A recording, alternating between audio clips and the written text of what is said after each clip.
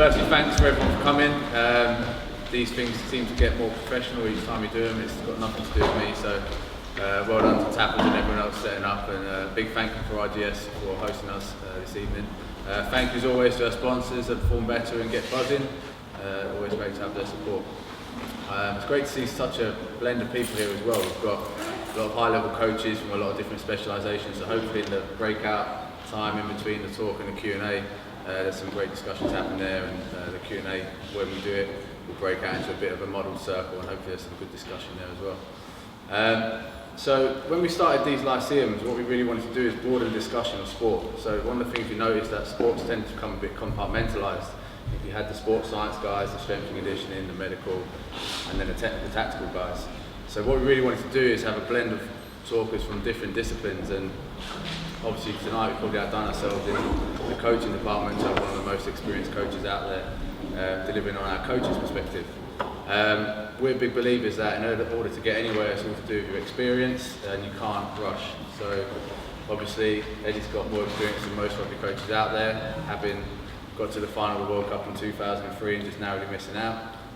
And then from there, winning the World Cup with South Africa as technical assistant, and moving on to Japan, working with Saracens, Queensland Reds, and a host of other clubs among that. So very, very thankful for Eddie sharing his time with us tonight. I know we've got a great talk lined up. Really interested to see what comes out of the discussion after as well. Thank you, Eddie. All right, thanks very much.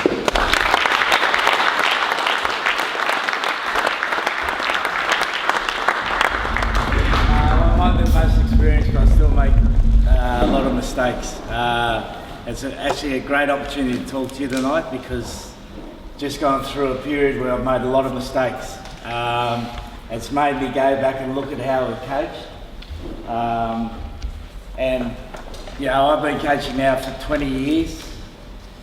When I took over Japan was probably the time that changed my coaching the most, because I took over a team that had no physical ability, no history of success, little tactical ability, and I was thinking, shit, how am I going to get this team to win? So it made me look at how we coach and how you structure the coaching for the players, because what I had to do was try to fit 8 years of coaching and 8 years of strength and conditioning and 8 years of sports psychology and 8 years of everything into 4 years to have a chance to win. And I could never work out how a coach could say on a Saturday after a game, we had a really good training week and the team plays shit. Because it just doesn't work, does it? Because your training must reflect your game. Now, you can train really well and still get beaten, because sometimes you play against a team that's better than you. But if you train well, you should play well. So then I looked at a number of different sports to see if there was anything I could pick up, and the sport I was driven to was football, because I watched these teams play 40 games a year, and the good teams were able to play at such a high level of intensity for 40 games, the really good teams. I thought they must be doing something right, something we're not doing in rugby. So I studied football, and it led me to tactical periodisation, which was a methodology of basically deciding on a game model, deciding on how you wanted to play the game, and that's influenced by the league you play in, the players you have, your own philosophy of the game, the culture of your organisation, the culture of the society you're in. So then you form a game model of how you think you can be successful, and then basically everything you do is based around that. Everything, your strength and conditioning, the whole box and dice is based around that. So we embarked on a project with Japan of basically doing that. We didn't do any traditional strength and conditioning. We got a sports scientist from the Netherlands to come in, Frans Bosch, who you might have heard of. Unusual guy, but unbelievable ideas on skill acquisition particularly. And so we just went down this line of deciding how we're going to be successful for Japan. So we weren't big enough, so we could be fast, we could be quick, we could be adaptable. We didn't have any leadership in the team, so we gave a lot of the sessions back to the players, allowed them to fail, allowed some of the training sessions to be terrible, but created some leadership because of that. And so that was very successful for us, because we took a team in the World Cup that their average score against a Tier 1 country at the World Cup was 85-0 loss. 85-0. And we won 3 or 4 games. So we were ahead of England at the end of the World Cup. This is with a team of amateurs. So it just showed me what you can do. And so when I came to England, I was determined to follow the same methodology. And I did to an extent, but I've allowed myself to be influenced. I've got encumbered by tradition, I've got encumbered by numbers, I've got encumbered by sports science here. And as a result, our performance over the 2 years has deteriorated and will continue to deteriorate until I go back to being bold again. So this is almost like a cleansing lecture for me today. So it's like an alcoholic coming back and talking about drinking alcohol. So I've gone back now and read every document that I originally read. I met, can we just put that slide up now? I went and met a Dutch football guy, Raymond van Heesen, I think his name is, I can't say it properly. Spent a couple of hours with him, and it just really reinforced the fact that we've got to go back to that methodology. So I've just made a summary of what we're going to do going forward. And so we're going to call it rugby periodisation. And the whole idea is, again, we go back to the game model for England. We want to play an attack style that's 4+. So what I mean by that, we don't have great unstructured players. You know, they're not comfortable in any unstructured situation. They want to be organised. You watch any club rugby and it's like an army playing. You know, they've all got their formations, 1-3-1, they do something, they step back in their formation, they've got 3 there. They like to play by a structure. So we want to develop a game, because you can't win Test rugby like that unless you're athletically great. And we're not athletically great. We're okay, but we're not great. So we can't beat New Zealand. So we've got to develop a different sort of game, and what we want to play is basically rugby league, but rugby league in a rugby union way. So be really aggressive in our attack, kick early, kick for space early, and that's why we only want to basically play 4 rucks, maximum of 4 rucks, and look for space. And then try to put the opposition under pressure, get a kick back, and then continually march down the field by moving the ball down that way. So that's the idea we've got. Defence, we want a much more intelligent line speed. So England's been very aggressive in their line speed, but what we're not good at now is adjusting our line speed. So breakdown, we want to break the contest, and set pieces changed significantly in rugby in that you used to be able to win games of rugby through the set piece, and now you can't. Yeah, we were the dominant, we had the best scrum and the best line out in the Six Nations, and you know where we finished. So we have to develop a more efficient set piece. So what we're going to do is that's our game model, and then we're going to change our whole strength and conditioning, our whole way we operate, the whole way we train back to those principles, and break it down again.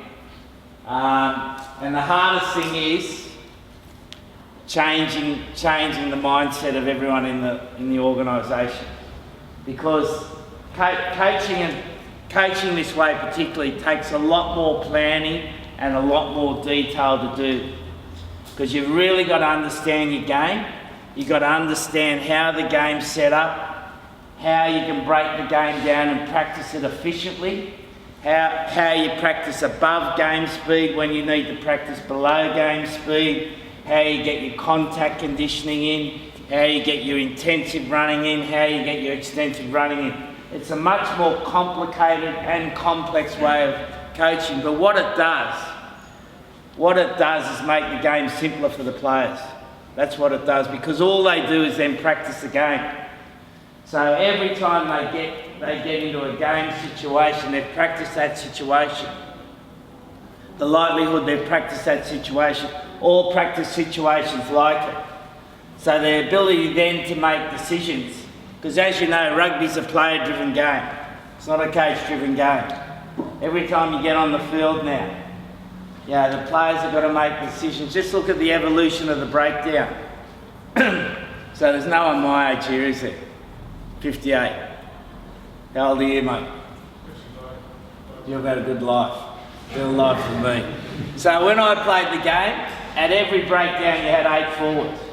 You just used to run around like this the whole game. You didn't have to make a decision because you just went to every breakdown. Then when I started coaching the Brumbies back in 2000, we came up with this structured play where you had 4 forwards to every breakdown. So the 4 forwards again didn't have to think. They only had to think about getting to every second ruck. Okay, now it's got to the extent where, because defences are so good, you've got generally 14 or 15 defenders on your feet. You need the breakdown to be, every time you go to the breakdown, you need to make a decision. So the ball carrier, if he gets an effective ball carry and they don't contest that breakdown, then you want your second man to shift the ball. You don't want him over the ball like that because you're wasting a player. And similarly, if they do contest the breakdown and your second man's got to clean out, then your third man wants to be shifting the ball because you don't want to waste him. Because if you do that, every breakdown you have, effectively, the more breakdowns you have, and it shows that the more rucks you have, the less chance you've got of keeping the ball. So, because the decision making's increased so much in the game, that's why you have to train the game more. You have to train the game more.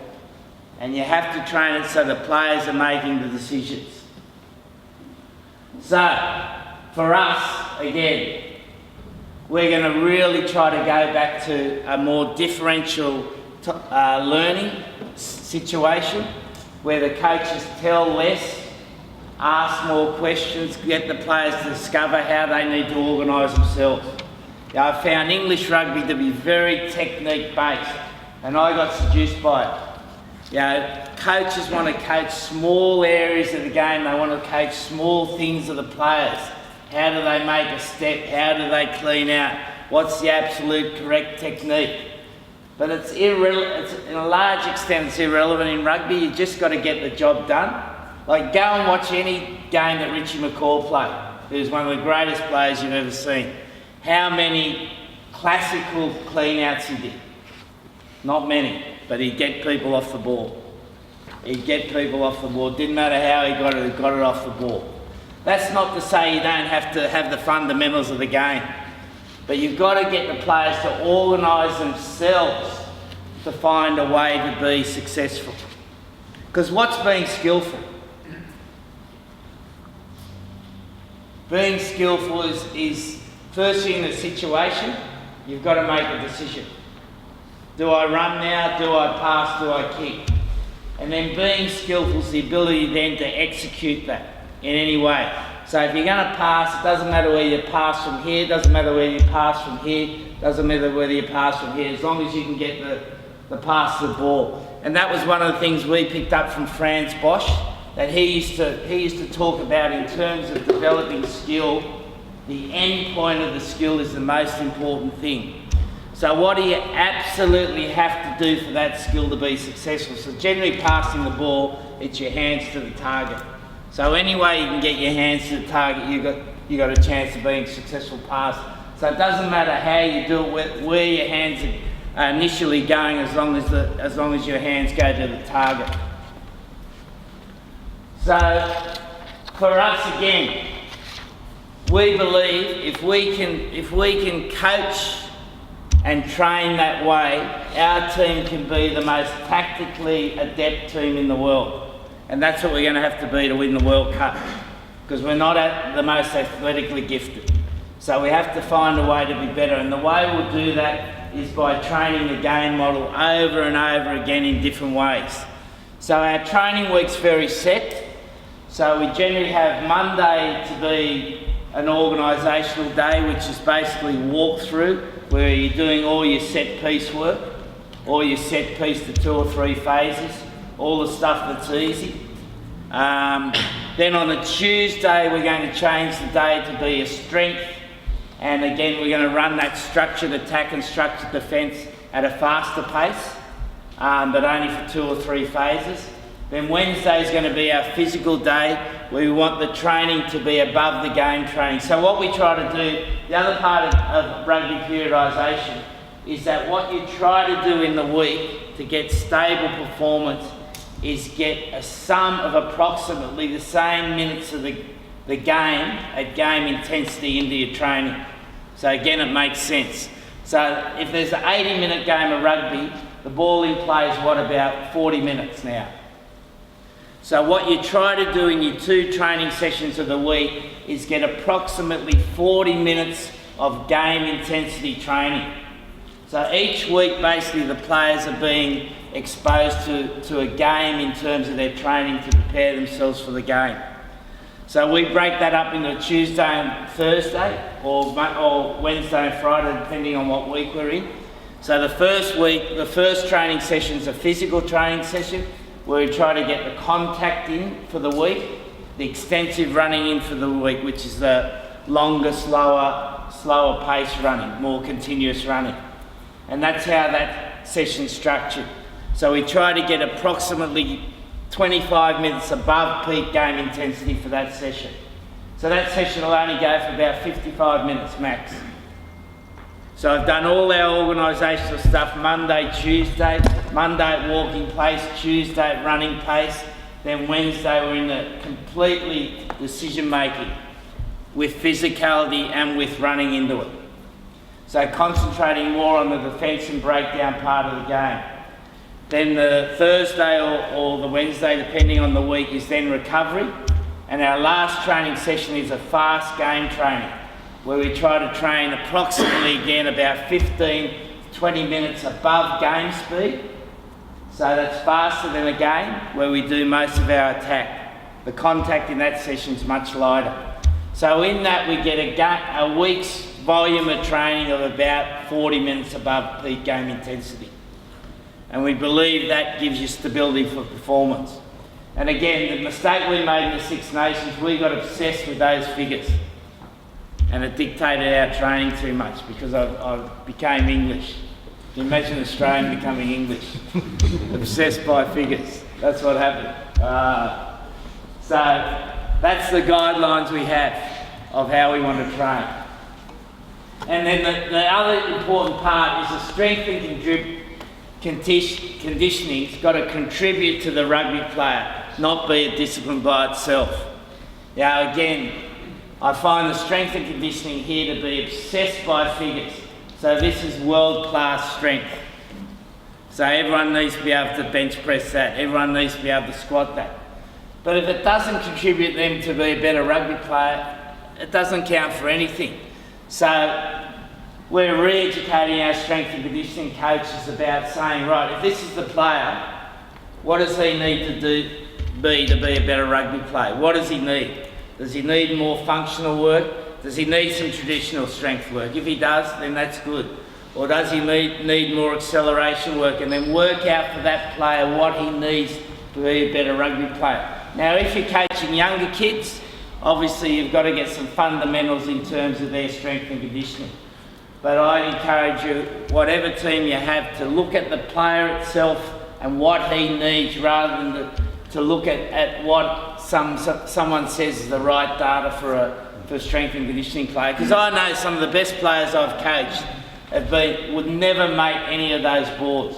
Like George Smith, who played for Wasps, used to run in the old beat test 9.8, like a drunken run 9.8. And he was drunk most of the time, so it's probably right. And he was one of the most gifted rugby players I've ever seen in my life. Just had that capacity to read the game, get in the right position, but he couldn't win any strength and conditioning contest. And I found that with a lot of the best players, that they have the unique ability to anticipate and they develop their own sort of fitness for the game. And the skill of the coaching staff is to recognise for that player what he needs to develop, rather than going towards the board. And that's re-educating your strength and conditioning staff. What else have we got there? We've spoken about periodising the week physically, tactically and emotionally. The mental part of tactical periodisation is quite interesting, which is something we're playing with at the moment. And I spoke to Danny and I had a quick chat about it the other day as well, that players find this training stressful because they've got to make decisions all the time. And we're thinking about the fact that, particularly with our group of players, where every third week we might have to look at having a more traditional training week to unload them a bit mentally. But we're just toying with that at the moment, whether that's right or not. Certainly there's a team in Australia that plays Aussie rules that have done a similar thing and it's been quite successful for them. Again, the players crave just for 1 week to have simplicity rather than all the time go to training and having to be mentally applied. I'm not sure that's quite right though. That's something we're going to play with a little bit going forward. The other part of this, I'd say, don't be afraid to experiment with your training methodology, because unfortunately when you lose it's bloody painful, as we all know. And particularly at my level, when you lose, it's even more painful. But to get better, you actually have to experiment. You have to experiment how you can coach your team better. And to do that, you have to take some risks. So you have to be prepared to fail, because otherwise you'll just go down the same route that everyone goes down. And if you haven't got the most athletic players, you're not going to win. So that's the most important part of the deal. You've got to find a way to make your team better. And it's definitely not coaching in the traditional way, because unless you've got the best players, you won't win. And there is a way to win without the best players. There is a way to win without the best players, but you've got to be prepared to be aggressive, and you've got to be prepared to be courageous, and you've got to be prepared to be disliked to do it.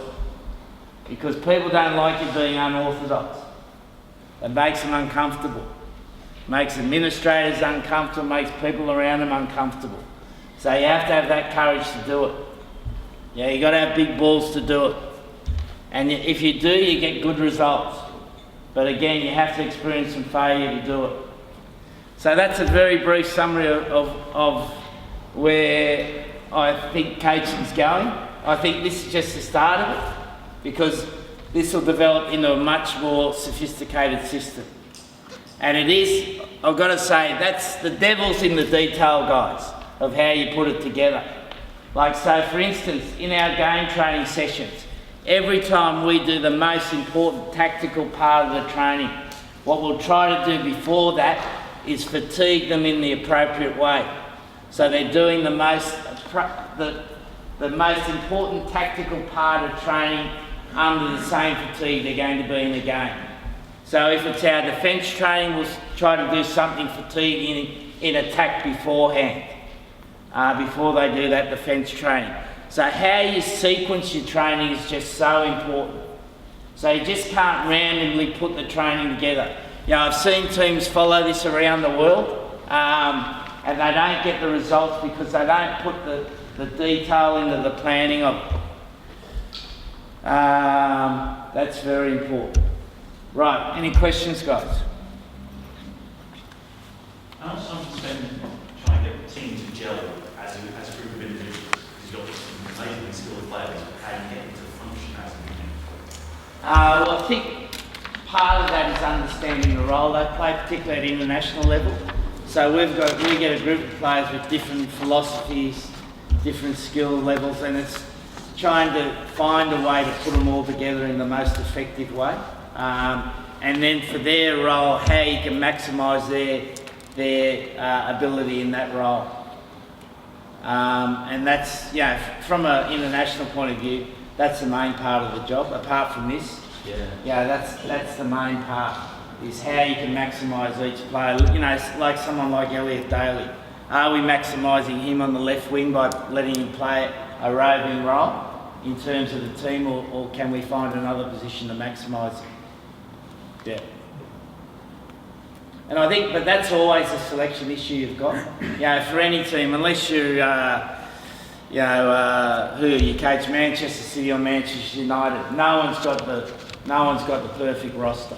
You know, so whatever group of players you've got to find a way to maximise that group of players. And with that comes, right, this is how I want to play. So this might be the game of this, how I've been educated to play the game. And then you look at your group of players and you say, right, can they perform that way? And if they can't perform that way, then you've got to change your game model. You've got to change the way you want to play. Because you've got to always be asking, can my players perform that game? If they can't perform that game, then you've got to change the game you want to play. At what point do you change the players? Well, depends on how much money you got. Or the depth of the pool that you've got. Yep. You said that the hardest thing is changing the mindset when you go into a new organisation. What are some of the things that you think are really important in being able to do that effectively? Firstly, having courage. You got to back it, and you just got to keep the same message going over and over again. I reckon one of the big things of coaching is knowing what you think's important and keep saying it over and over again, and finding different ways of saying it. You know, one of the things I've found most useful is going to visit other coaches, because generally everyone's saying the same thing, you know. They want their players to work hard, they want trust, they want loyalty, they want honesty, all those things that everyone says. But it's finding different ways of saying those things, but saying the same message effectively. You say making the team adaptable. How do you do that? What examples of training? How do you let them make mistakes? Is it through physical exertion, like shorting rest periods and making them make decisions? Definitely physical exertion. Or cognitive? Tactical scenarios, changing the way defence is, changing the rules of the game. And are you usually saying that off the cuff? No, it's always planned. Again, you have to plan that, but then They again, don't know that. yeah, they do to an extent. And we'll sometimes have sessions where we call a flow session, that we won't have any plan, we'll just let the session run and see how it goes. And that'll be more flexible, and that'll be more seat of the pants. But generally we'll have planned scenarios of what we want to do. So can you measure that in like sort of individuals or the team as a whole? How quick they're making the decisions, or whether they're making the right decisions, or it's just when they go on the field?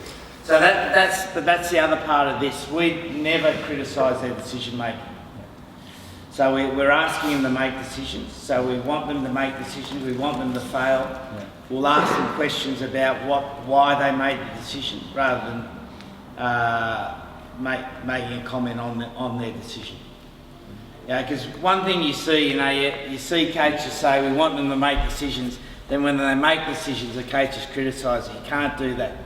You've got to allow them to make those decisions. Ask them why they made the decision. Was there something else they should have taken into consideration in making that decision? Yep. Do the players have any input on the training methodology or the content training systems? But we've got an immature group, and I mean that we've only had them 2 years and we only get them 13 weeks a year. So they don't have a lot of exposure to it. When you've had a team, like I had the Brumbies for 4 years, by the 4th year we had players inputting into training.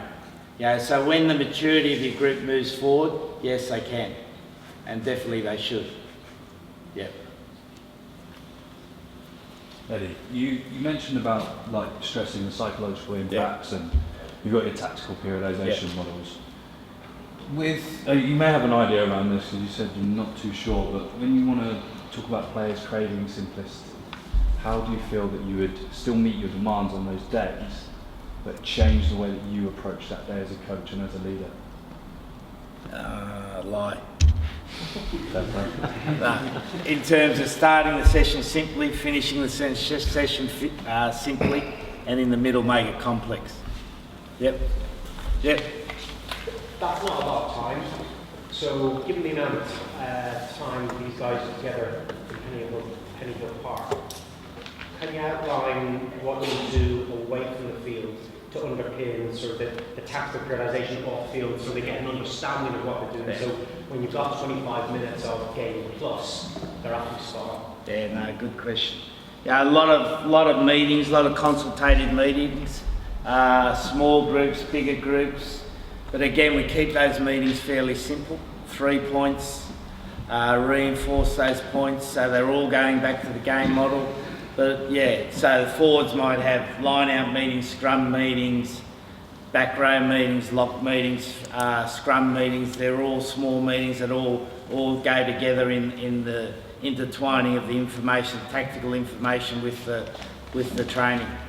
And sorry, is that driven by you or the players? Or is there a group of players that are focused on the attack or the defence or the breakdown? We have leaders in those groups, and it was one of the interesting things in the Six Nations that we became a lot more aggressive in getting the players to lead, and we had a group of players, and we've actually put a coach on for player leadership, and we had 6 or 8 players who really embraced it and enjoyed it and took a lot more responsibility, and what we had was kickback from the rest of the players. They didn't enjoy being, as they say, called out by the other players. So, you know, we had, for instance, George Ford running attack meetings, and he'd be up the front going through the attack and then asking players their role, and the other players didn't enjoy it. So we enjoyed, and I say enjoyed, this friction. That's only going to be positive for us in the future, because that'll resolve itself in time. And it's, you know, and to me, it's one of the most negative terms I've heard in England, that calling out. That when you say something to someone about their performance, it's calling them out. So, you know, we talk about you've got to have performance conversations. The only conversations we have is about performance, and that, as I said, that'll resolve itself. But again, you have to go through that little bit of difficulty to get where you want to get. Yep. You talk about, as a leader, you talk about you've recognised a 2-year downward spiral and you needed to change. Yeah. So going forward, what have you learned as a leader that might make you recognise that will change earlier, while potentially you're still at the top or strong? Yeah, no. Shit, I've gone over that about 7 million times. Sometimes I don't think you can. I think you almost have to have a cycle of failure to go forward again. Like every successful team I've coached, I've been through it. Yeah, and the skill is making it short and not staying in it for a long time. But I think you all, you know, again, the cycle of life is about you're successful, things are good, people want to protect that. And I think the mistake I made, particularly in the last Six Nations, I pushed them too hard. And then I think I didn't push them hard enough, so I'm not sure. But I think you've got to go through it, and you've got to be prepared to go through it, and then it's how you get out of it that's important. And it's how you behave when you're having that down period, will be how quickly you get out of it. You know, if your moral fibre starts to struggle a bit when you're down, then you might be in it for a longer period of time. And I think again, in that period when you've got the down period, it's how quickly you can get that clarity back of where you need to go and what's important to change, and getting that agreement of what's important to change. Because, you know, if you ask people what's wrong with England at the moment, they probably give you 50 things. That's the reality. You know, but the reality is we're probably 2 or 3% away from where we need to be, and there's just a couple of things that we think we need to change to get it right. You know, there's a mental side to it, tactical side, physical side to it, but all those things are quite small. And I always remember the first year I coached professionally in Australia, I took over the Brumbies. So the Brumbies had been second in the Super Rugby, just back in 1996. So some of you might not have been born there. 1996 Super Rugby, Brumbies came second. They were this new team out of Canberra. not big names, and played the game differently. And back in '96, Super Rugby was almost non-contact. It was like the Premiership is now, almost non-contact. Like it was a rugby union game of rugby league, no contest to the breakdown. And what happened, so the Brumbies did really well and the Kiwi teams weren't happy. So a couple of Kiwi teams changed the way the breakdown was played and it became much more physical. I took them over in '98 and our team couldn't match them at all. We just weren't physical enough. And so we changed the way we trained, changed the way we played, and by 2000 we were the best team in the Southern Hemisphere. But we were able to recognise quickly what was wrong. Like we had a shit season, but we were able to recognise quickly what was wrong. Players bought into the changes, and we were able to turn that around quickly, really quickly.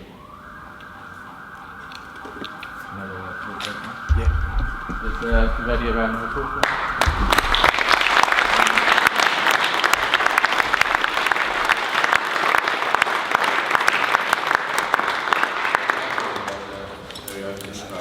Process of recovering from bad situations and what's going to go into making it good again. I think it's very rare that any of us would get an opportunity to get an insight into the mind of a coach working at Eddie's level. So I think I personally feel lucky to be here tonight. So I hope you took some value from that as well. What we're going to do, guys, is we're going to have a sort of just over a 20-minute break. There's some water over there, there's beers at the bar, there's snacks with Get Buzzing. Then when we come back, what we usually do is we have sort of a circle, which is a lot of us, but what we'll try and do is make some sort of model circle up, and then hopefully that leads to not just questions only directed at Eddie, but a bit more discussion. We've got some great coaches in the room. We're lucky to have Danny Kerry here, who won the gold medal with women's hockey last summer. So hopefully we can get some input from him, and some of you other guys here I know have got a lot of experience. So that'd be great. So 24 minutes, and then we'll come back in. Do you want to make the circle up now, roughly, and then we'll figure it out when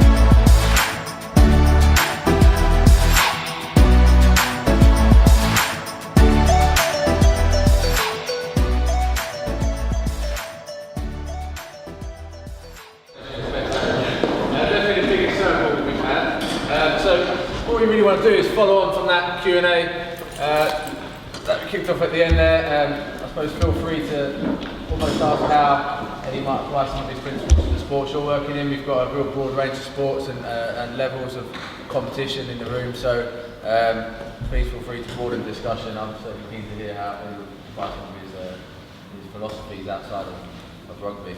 Okay, so we'll kick off questions. Anyone want to start? You go nice and easy.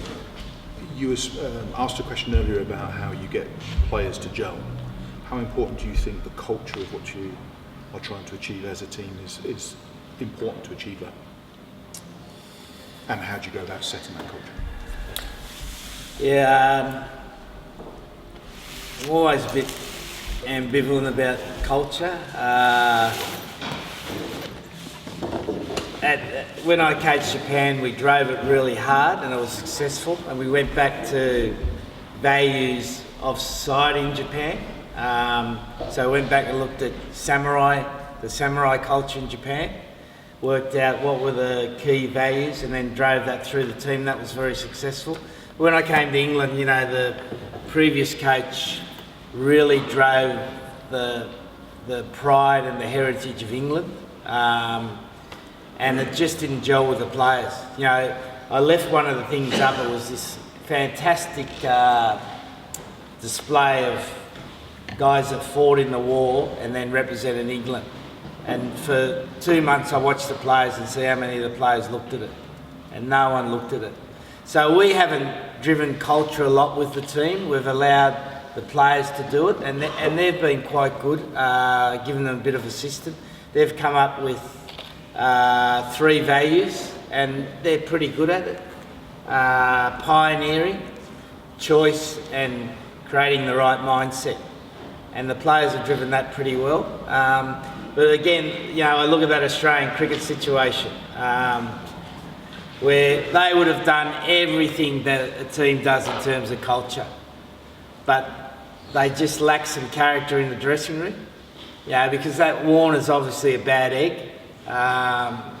You know, he's a naughty boy from a bad part of Sydney, lives close to where I was brought up, so you can understand. And he would have come up with the idea, but no one in the room, in the dressing room, had the balls to say that's not a good idea. Yeah, so you can do all those cultural things, but you've got to get the right characters in the room. Yeah, and again, that comes down to selection. So, yeah, culture's obviously important. How you drive it, whether you drive it or you let the players drive it, or how you engender it in your teams. Yeah, I don't think there's one way of doing it. I'm sure Danny's got some great ideas on that he can add in there. But I, you know, to get the right environment in your team, you need good characters, and that comes down to your selection. I was talking to a football coach the other day, and he was talking about Klopp at Liverpool, and he said one of the things he's really good at, and you can see the way they play, he just recruits mentally tough players. So he doesn't necessarily recruit the most talented players, but he goes out of his way to recruit mentally tough, because that's the sort of game he plays. Like, he asks a lot of the players, they've got to press the whole time, they've got to work hard. At the front, they've got to work hard. At the back, they've got to work hard. So he's very, very good at his recruitment. So the other part of culture is your recruitment and your choice. I'm sure Danny's got some good points like that in there. Well, I think Dick might is enough maturity in the group anyway. So you have to keep to talk about values. Really understand the significance of what you're discussing. Do they really know what it means? Because they've never been to a World Cup or Olympic Games, and you know what scenarios might evolve. So yeah, you can do a lot of, you can have to and work hard at it. But Eddie's, for me, is right. You have to have people with the lived experience to kind of understand what it's about. You can play a role in that as staff to help generate it and create experiences. You can take people to tough places experientially. You might take them to a trip which is very, very challenging, jet lag, poor accommodation, make them go and look after themselves, their own food, don't put everything in front of them, make it challenging and develop people in terms of that. But yeah, culture really, for me, does need people with the maturity to understand the significance of it, and otherwise it becomes a bit false. I think it's very important, but fundamentally that you have to have, for me, you have to either invest a lot of time and energy getting people who have the experience to go with it, or you've got those people through your recruitment. I don't work in a professional sport, so I can't essentially buy players, but I try to ensure there's enough players with enough gnarly experience that they understand the importance of the environment. Question. Obviously, management standards is a big part of getting the culture right. I don't speak about that for what's some of the processes you go through in terms of getting those standards in place, and I suppose it takes time and they build up over time because people aren't used to operating at a certain standard. It's going to take some, I suppose, development to get there. What's some of the processes you go through in terms of knowing where they ideally want to be and then sort of progressing towards it? Yeah, I think again, just understanding where you want the team to go and what are the important things you need to get in place quickly, and then being absolutely insistent in driving those standards and don't move on those standards. So again, if I go back to Japan, they're a country that at high school, if you play rugby, you train 360 days a year for 4 hours a day. So they don't value training.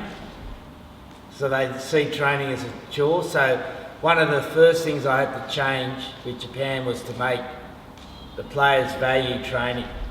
So what I did was set training at no longer than 50 minutes.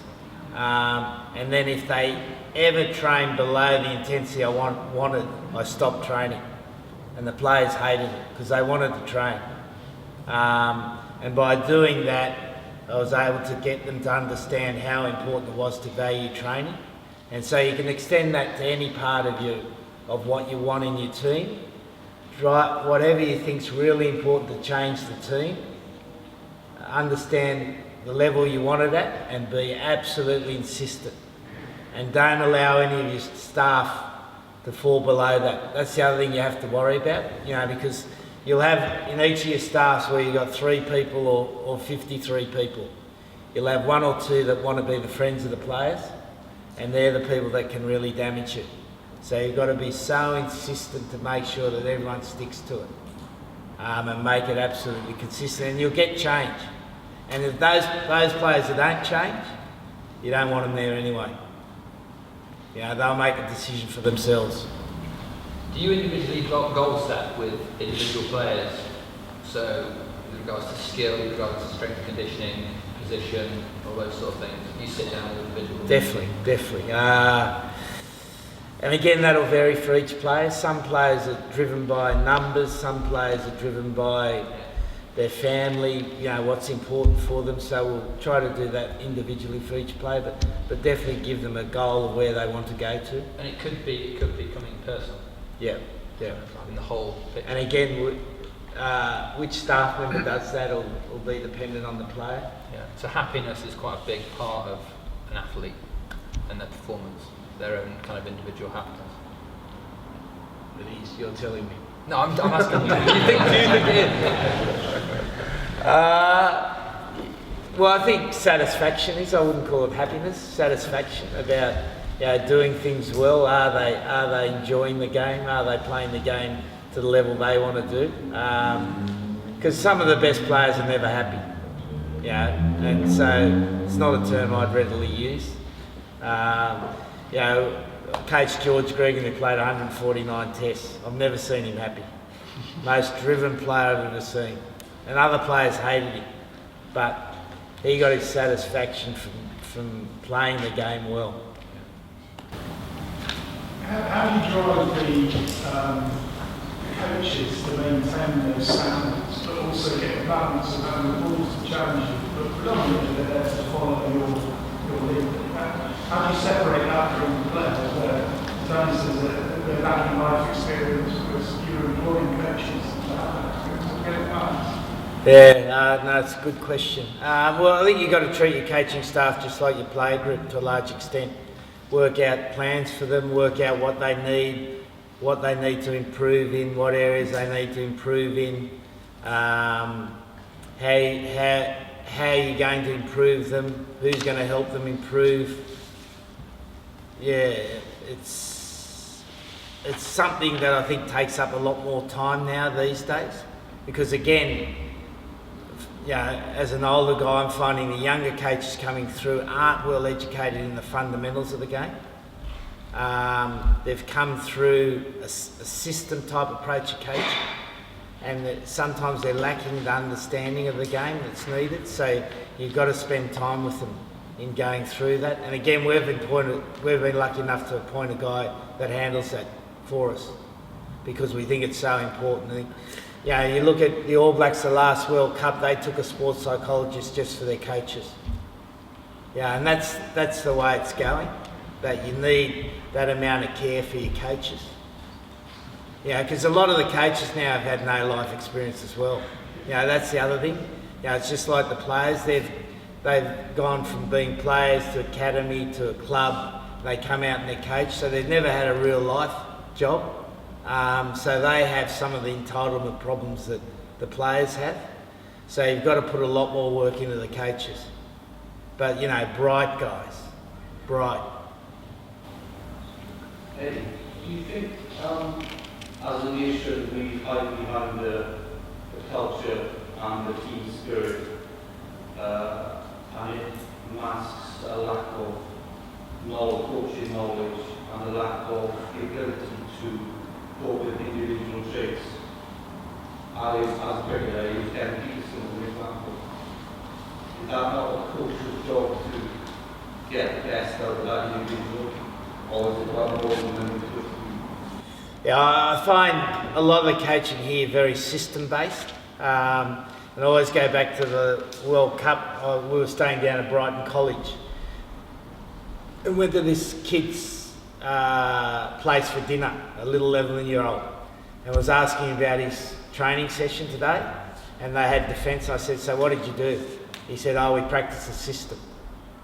So can you believe it, 11-year-olds practicing systems?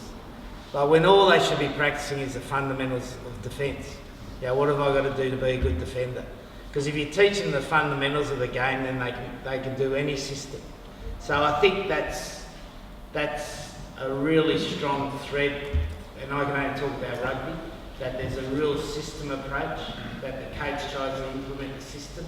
And you can understand why, because you know, they want their team to play well, and that's the simplest way they think it is to do that, rather than coaching the fundamentals of the game. And therefore, a lot of the coaches I find look at players and see whether they can fit the system, not about how can I get the most out of that player, and then how do I create the playing model to get the most out of that playing group. So I think what you're saying is pretty right. But I'd be interested to hear from the rest of the coaches in that regard, what they think. It's tied into that question somewhat. The rugby model obviously is very important here. So the question is, how big an impact do you think you can get with just 13 weeks? And the context of that question is, in other more superior rugby nations, the rugby model is integrated into the academies, is integrated into the coach education, really flows and come through. But how much is that model going to spread, is the question. Well, every dog has its day.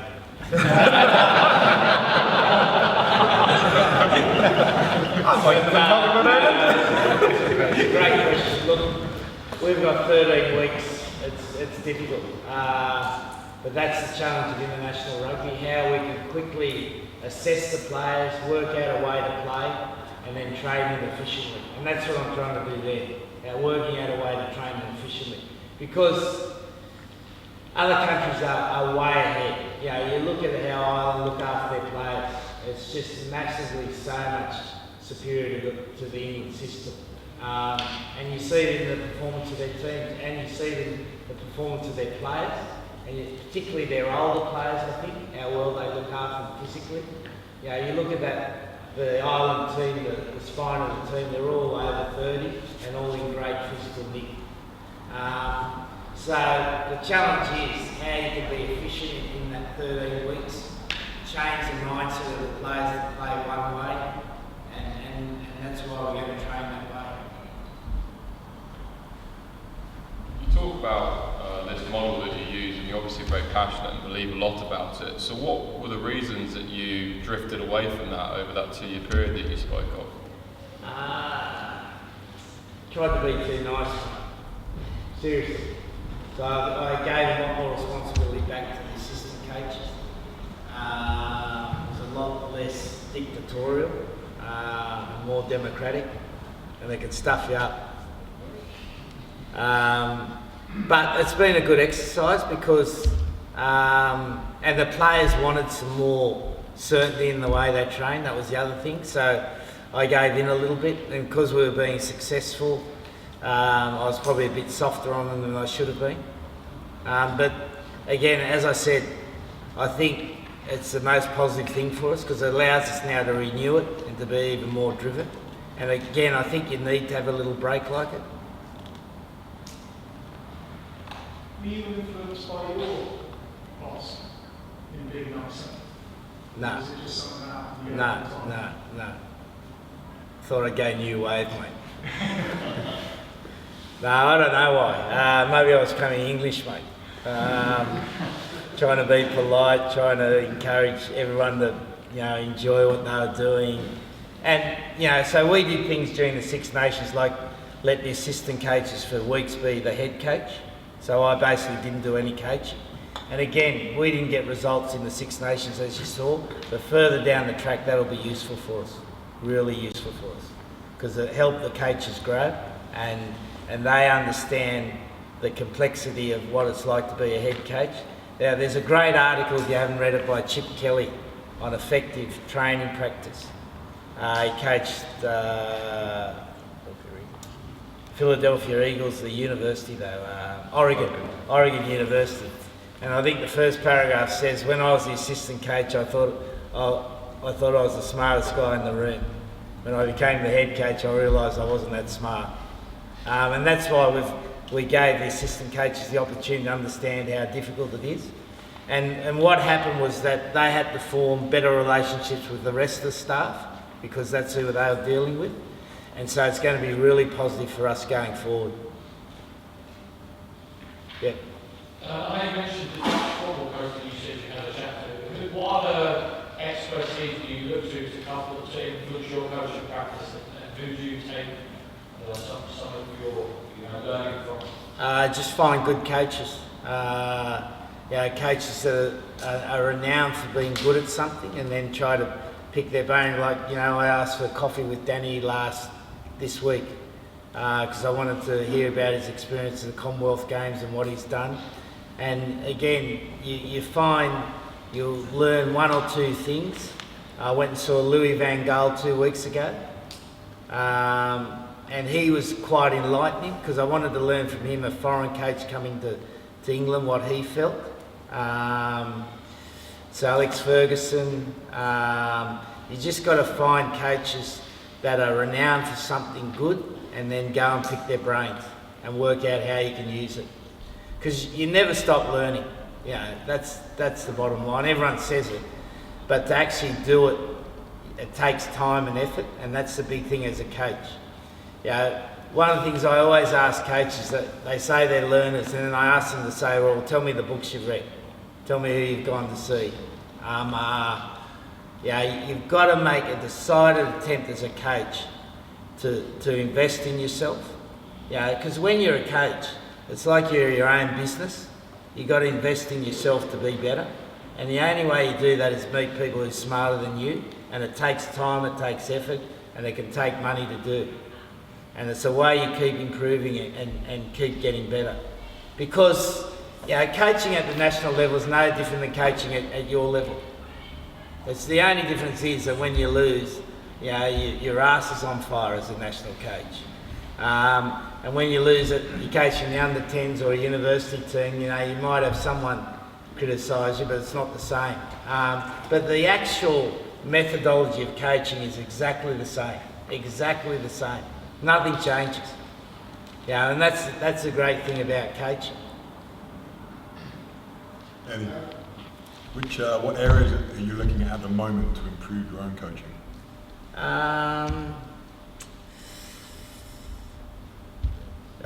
Definitely, I want to become better at the rugby periodisation. I want us to be the best in the world. I think there's a new era of attack coming in rugby, and we want to lead the way in that, so I'm investigating that. And the other area is just, and I think it's the biggest area of the game, is how you get the right psychological environment for your team. Because, the way rugby is at the moment, you just look at whatever level you coach at now. Everyone does reasonable strength and conditioning, everyone does reasonable recovery. Kids now have ice baths, they know what to eat, they know how to recover, they've got strength and conditioning, so that the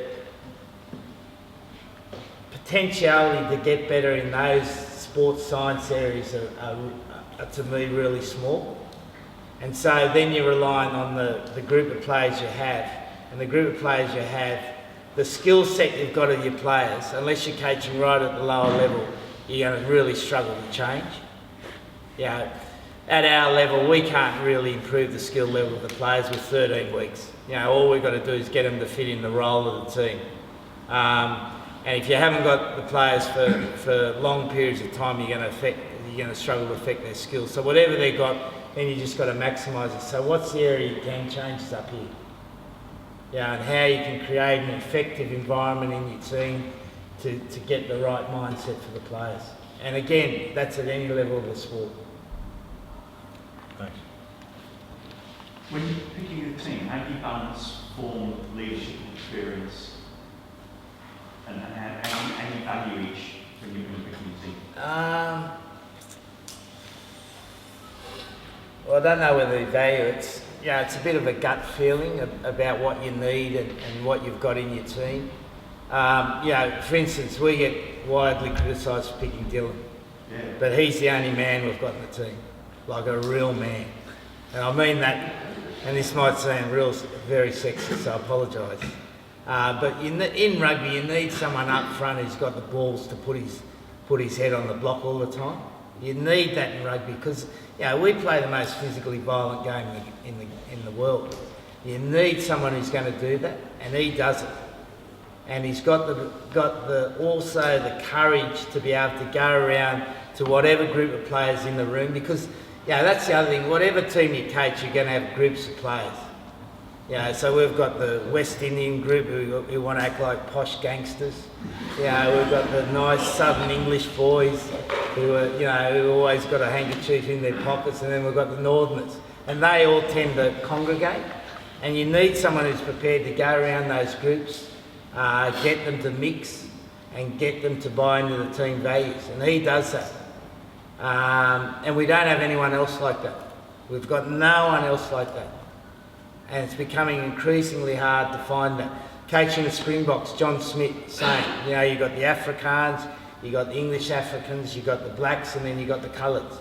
He had the ability to go around those four groups, get them to mix, get them to work together. It's quite a unique skill set, and you need that in rugby because it's such a complicated game. Because you need everything working together, and you need people to work together. And he's got that, so he becomes then the first player we pick, even though he's one of our worst players. But he becomes the first player we pick. And then it's working out, right, how do we work the rest of the team around that? What sort of leadership we get in other parts actually none of this can go out the media, You guys will get me killed, guys. And then it's just working out how the rest of it fits in, but what's essential.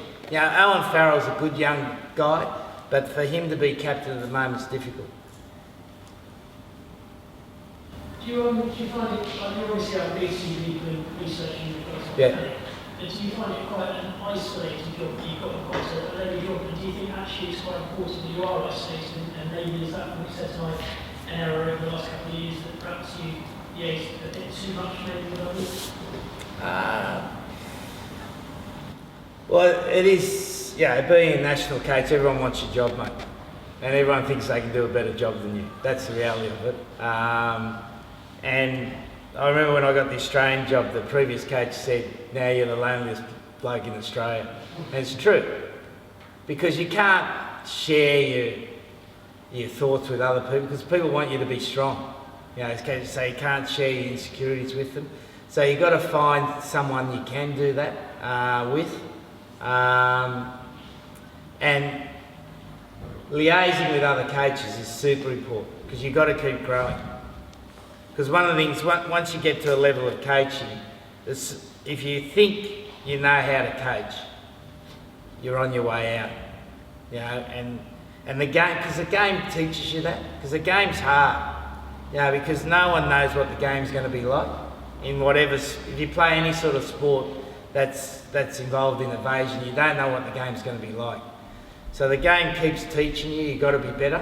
And because of that, you've got to seek people who've got better minds than you've got.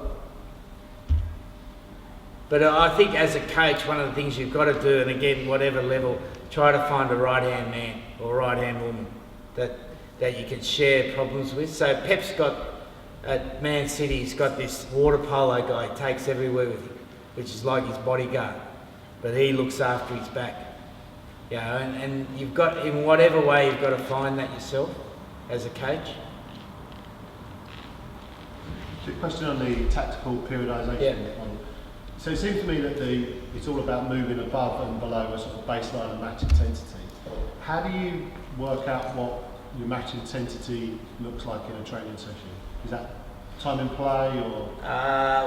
Running speed, contact level. So what we've done is looked at every game in the world, looked at what the peak game intensity is, when the hardest part of the game, and then we try to reflect that in our training, parts of that in our training. And you vary that to try to get the right stimulus for the players. Because, you know, the other part of growing a team, you need to have stress and you need to have recovery. You know, I think you've got to stress a team to get growth, and then you've got to rest a team to get growth. And it's about getting that balance. And stressing, it's training above the game. The growth part's training below the game and giving the players recovery. So it's getting that balance. And there's no science to it, mate. So even from a professional and amateur level, a lot of that's feel, is it? A lot of that's feel, yeah. And there's some base figures, and there's a company from Ireland, I don't know whether you guys use it, Kitman, that think they can work it out for you. So we've got enough money at the RFU to, because everyone thinks they can, but it's worth having a look at. Yeah, and it is gut feeling, because we've looked at training volume and figures, and it doesn't always equate to the game. So I probably haven't helped you much there, mate. No. I think you talk about motivation and consistency. Yeah. When you're prepping a game for the team for a potential game where you think you're going to win, or you should win, how do you approach the players pre-match the week before to make sure that they're off or they think they're going in there, they fuck it up on the first thing, which we simply happens in all sports? Yeah, well, it's just the mental part. I think you've got to have physical intensity in that week. So we'll always, from a planning point of view, put more into that week in terms of the physical intensity to make sure they're right for the game. And you've got to address that early in the week and keep that message going through, how important it is to play our game at our level, regardless of what the opposition brings. So it's that consistent messages. Physically have some intensity in your training that week, know that that's going to be the sort of game that potentially is in their mind, and make them aware of it at the start of the week and keep that message going through. What do you believe, Eddie, is the most important skill for a coach? Well, I reckon there's three, mate. Firstly, you've got to have knowledge. Second, you've got to have management skills, so you've got to be able to manage your playing group, you've got to be able to manage your staff group, and you've got to be able to manage up. And then the third thing is your attitude. You've got to be the most enthusiastic person. As a head coach, you've got to lead the environment for enthusiasm. Show that you want to work, set the example. Every day is a challenge for you to be the most enthusiastic person, because that creates the right environment. Yeah, and then there's other bits and pieces around that, but generally speaking, those three things, I reckon. So with that in mind, how do you challenge yourself to be the best that you can be when you've got such periods of intensity and downtime for the international season away? Just have a massive chip on the shoulder. I wake up thinking I'm a terrible coach. I wake up thinking, what's going to go wrong today? And that keeps me motivated. And but the other thing is I love the game. Like, I love rugby. So if I wasn't coaching England national team and I was living in any country in the world, I'd find the team and I'd go down and coach them. Yeah, I love coaching, I love the game. Before I was a coach, I was a teacher. So I love that educational, giving to people type area. So I might be looking for a job at a school if anyone's got one. So keep me in mind. So it's pretty easy. And when you're doing something you love, it's pretty easy to get up in the morning and want to rip in. Eddie, a couple of books to make yourself a better coach that you've read? I've read some good ones lately. I'll give you a couple of funky ones. I read this Japanese one last week called Courage to be Disliked. And it's all about having the confidence to be yourself and not to judge other people, just be absolutely non-judgmental, so that was good. I read this Christian book called Lead for God's Sake, which was great little story in it. And the best coaching book I've read lately has been Das Robots, which is about the rise of German football. It's, for English coaches, it's a really good book to read, how they changed the way Germans approach football. Really excellent book. Yeah. How are you going to approach the South African tour in terms of, are you going to use it to maybe experiment a little bit with both selection and try to implement your new kind of ideas, or is it still work in process? No, we'll go balls out on that, 100%. Balls out on that. Selection-wise, we've already got 13 unavailable, so that's already been done for us. And there's still 2 games to go, so we could get up to 20, so I won't have to worry about experimenting. That's already been done. Eddie, you talk about the psychology of the players and the mentality that is the thing that you need to be working on. So what are you going to do to, what areas are you going to try and tap in? Are you going to bring more sports psychologists in to bring a cohesion to the group, or are you going to work individually on these guys and see if they can build individual to build the group up? It's a combination of we've got a sports psych. We need him to change his role slightly. We need the leadership group to be more demanding. We need to create a younger group that are more demanding of the senior group. So we're going to start on those. And then it's just about, I've got to spend more time on it. I didn't spend enough time in the Six Nations on it. I got sidetracked by other issues, so I've got to get back to doing that. So a combination of it, yeah. There's a cracking book called Tribe by Sebastian Junger. It talks about the cohesion of groups in times of struggle and stuff. Maybe it's quite a good read, mate. What's it called? Tribe. Tribe. Tribe, T-R-I-B, Sebastian Junger. Good. Amazon, here we come. That's the one, mate. We'll just go with one more question, guys. Got shit off.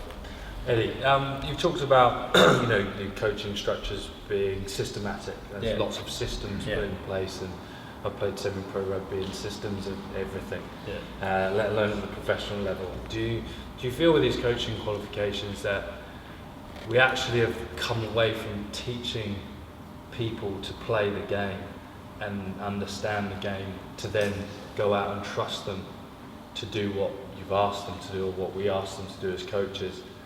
Then we have to confine them and constrain them to a system so we still have control.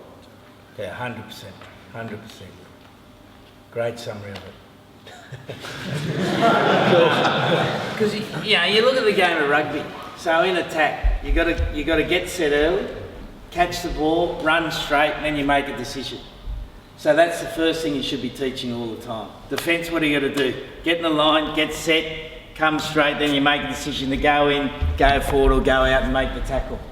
And that should be just hammered and hammered from the age of 8 to the age of whatever, to ours. And then you can play any system, but it's not taught. It's not taught. It's taught to play in a system. And it's a crime. And I reckon it all comes from football here, because I think everything in rugby's followed football. Football's been manipulated by sports science. The training volumes, they don't train enough. And that's happened in rugby, and this idea that the formations are everything. Like, I can't work it out in football. They have a formation, but how many turnovers do they have a game? So there is so much unstructured in football. So when they run out on the field, they got 4-4-2. But as soon as there's a turnover, it's how I react to what you do, how you react to what he does that counts. And rugby's the same. So you can play a 1-3-3-1. But your ability to react to the situation is the most important thing. And to do that, you have to be taught the fundamentals well at a young age. It's like, I've met a couple of cricket coaches here. So again, the best players in cricket are always massively good at the fundamentals of the game. And then they can play 20-20, they can play 60 over, they can play 100 ball, they can play 200 ball, doesn't matter. Because if their fundamentals are right, they can play the game well. And so the challenge for the coaches is, are you prepared, if you're coaching at a young age, to coach the fundamentals knowing that your team mightn't perform as well as they, in the short term, as a team who's coaching the system? Yeah. And then the principal comes down, knocks on the door and say, why aren't we winning? Because this is important, sir. Where's the principal? Where is he? Gone. He's gone, the principal's gone. The deputy's here, so the deputy knocks on the door and says, why aren't we winning? And then you've got to have the balls to say, because this is more important. Guys, give Eddie a huge round of applause.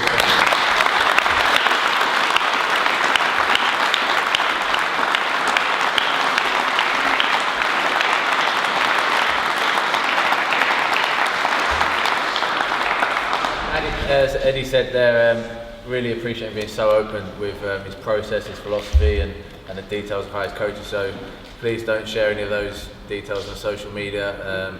Hopefully we like to put on a lot more of these events and encourage coaches as a higher standard and as varied background as possible to come and do the same thing. So by not doing that allows more of these things to happen as well, to learn more. Obviously welcome and please do appreciate any sharing to say you had a great time, blah blah blah, but please don't share any of the details. Say I love Ireland and love Wales.